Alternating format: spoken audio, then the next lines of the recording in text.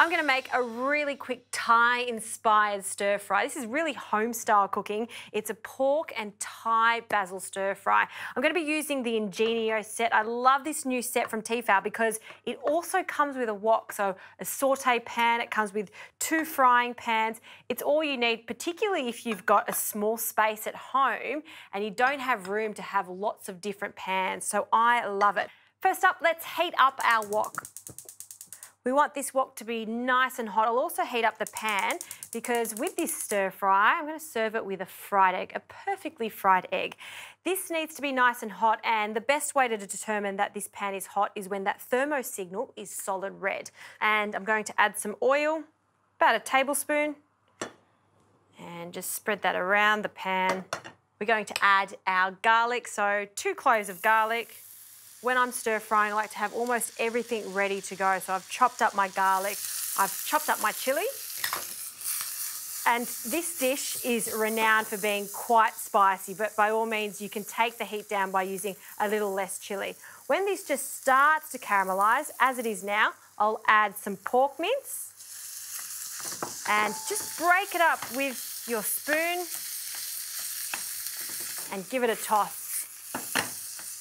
And that's why it's always a good idea to do your stir fries in a wok like this, because it's all about the motion. Stir frying is about tossing. So having a pan that has that curvature, it makes it so much easier to break up the meat and then toss just like that. Fantastic. Now I like this dish to have some real caramelisation on it. So just let it sit there for a moment and you'll see a crust form, and then again, give it a toss. Looking good. While that's happening, we can get on to cooking our egg. So in another pan, a splash of oil, and I'll just make 1 portion, so 1 egg. I like to crack the egg into a bowl first because I don't want to break that yolk. I want it to be the perfect presentation. Into the pan, and then we'll just let that cook. You want all of those whites to be set, and I want the yolk to still be slightly runny. All right, now we can add the sauce to our meat. Looking good. 2 ingredients for this, so a few tablespoons of oyster sauce and a hint of sugar.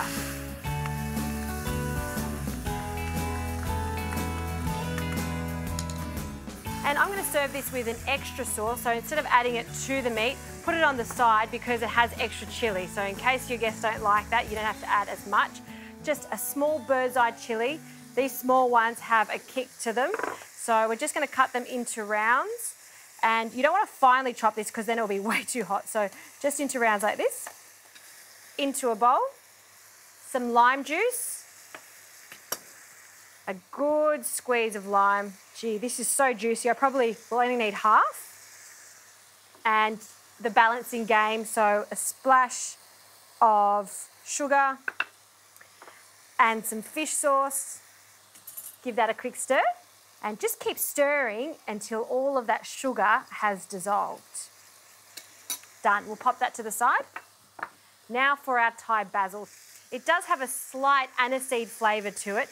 It is pungent, but when you cook it down, it does mellow.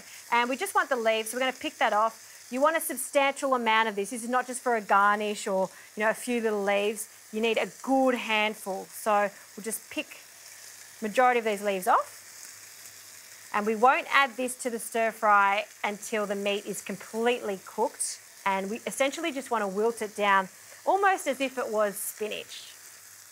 Okay, that should be enough. Turn the heat off. Oh, that's looking good. And then in with the Thai basil. So just a quick toss and you'll see it start to wilt immediately. And the perfume, smells so good. That egg is ready to go. Whenever I'm cooking an egg, just a very small pinch of salt. We do have that fish sauce in the Nyok Mum, so don't put too much on, just a slight amount. Fantastic. Large plate. We'll start with some rice, just some jasmine rice. Place a small mound onto a plate. And our stir fry can go on top. So it's a dry stir fry. I don't want this to be swimming in the sauce because we have another sauce to serve on the side.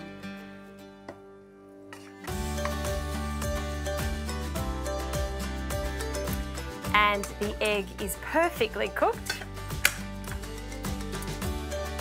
Let's take that out and just rest it on the top of the dish. Oh, it looks good, doesn't it? And our sauce.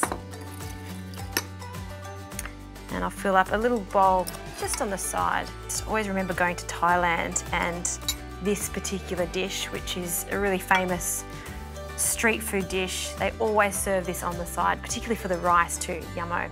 Finally, some peanuts just for some crunch. And I'll roughly chop them.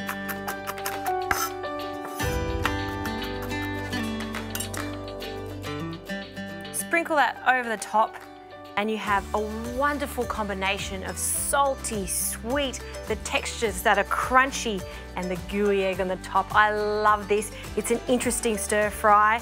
Very simple to put together too.